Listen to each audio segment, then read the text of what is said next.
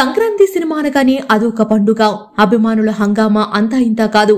కానీ ఈ సంక్రాంతికి వచ్చిన అగ్ర హీరో మహేష్ బాబు, అగ్ర దర్శకుడు త్రివిక్రమ్ కలయిక అంటే అభిమానులకు మామూలుగా ఉండదు అనుకుంటారు. గుంటూరు కారం సినిమా ఎలా ఉంది, రమణగా మహేష్ బాబు ఆకట్టుకున్నారా లేదా అని చూస్తే, కథలోకి వెళ్తే చిన్నప్పుడే తల్లిదండ్రులిద్దరూ విడిపోవడంతో హీరో మహేష్ బాబు తండ్రి తన మేనత్త దగ్గర పెరుగుతాడు.